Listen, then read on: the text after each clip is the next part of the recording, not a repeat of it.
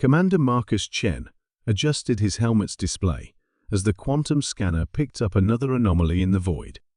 For 3 weeks, his deep space reconnaissance vessel had been tracking gravitational distortions near the Kepler 442 system ripples in spacetime that suggested something massive yet invisible lurked in the cosmic darkness. The scanner's readings spiked again.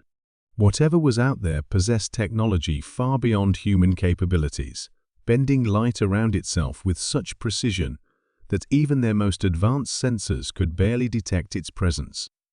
Marcus had seen cloaking devices before, but nothing that could hide an object of this magnitude so completely. "Computer, analyze the distortion pattern," he commanded, his voice steady despite the adrenaline coursing through his veins. "Analysis complete," the AI responded in its neutral tone. "Object dimensions, approximately 2 kilometers in length. Electromagnetic signature, consistent with active propulsion systems. Recommendation, maintain safe distance." Marcus ignored the recommendation. First contact protocols demanded investigation, and whoever built this vessel had clearly mastered physics that humanity was only beginning to understand. The potential for technological advancement, or the threat it represented, couldn't be overlooked.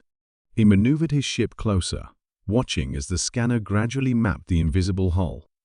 The craft was elegant, its lines flowing like liquid metal frozen in space. No obvious weapons, but then again, a civilization capable of perfect invisibility might not need conventional armaments. Finding what appeared to be an airlock took another hour of careful scanning. Marcus suited up in his EVA gear, checking his life support systems twice before cycling through his ship's airlock.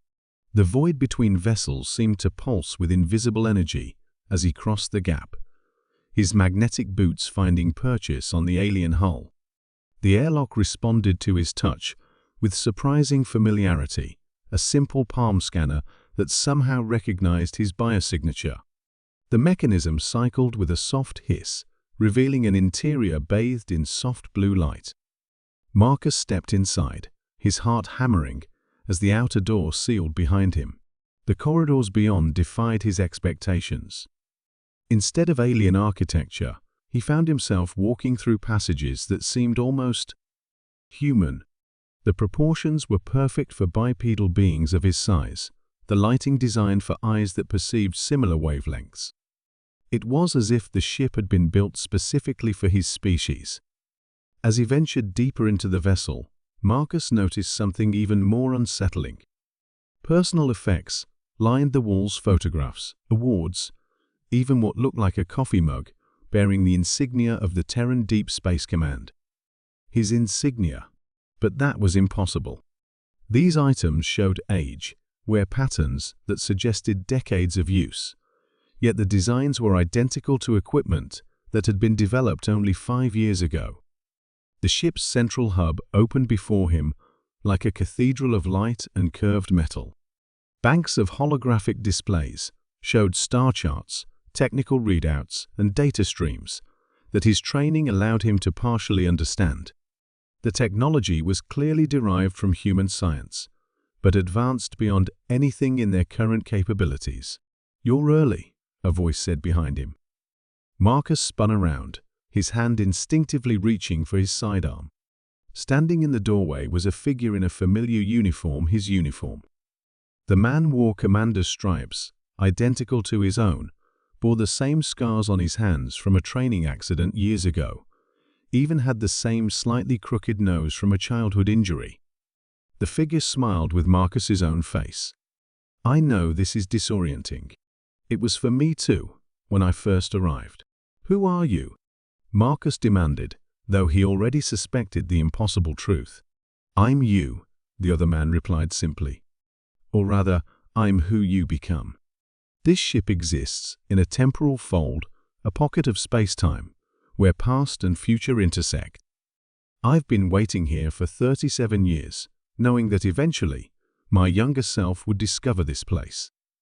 Marcus stared at his older counterpart, noting the grey threading through hair that was still brown on his own head, the lines around eyes that held the weight of decades. That's impossible. Time travel violate causality principles, yes, under normal circumstances. The older Marcus gestured to the displays around them. But this isn't normal spacetime. The ship exists in a closed temporal loop, created by technology you will develop based on what you learn here today. The implications hit Marcus like a physical blow. A bootstrap paradox. Exactly. The knowledge to build this ship comes from studying the ship itself. Effect preceding cause, locked in an endless cycle. The older man's expression grew serious. The question is whether you're ready for the responsibility that comes with this knowledge. Marcus looked around the incredible vessel, his mind reeling with possibilities. The technological advances represented here could revolutionize human civilization, solve energy crises, enable true interstellar travel. But it would also mean accepting a predetermined future, knowing that his path was already laid out before him. "Why show me this?" he asked. "Because in 72 hours, Earth will receive a transmission from the Vega system. First contact with a hostile alien intelligence. Humanity will need every advantage to survive what's coming." The older Marcus's eyes reflected grim knowledge. This ship, this technology, it's not about advancing our civilization. It's about preserving it. As the weight of destiny settled on his shoulders, Marcus understood that his discovery of the cloaked vessel was neither accident nor coincidence. It was the universe completing a circle that had always existed, would always exist.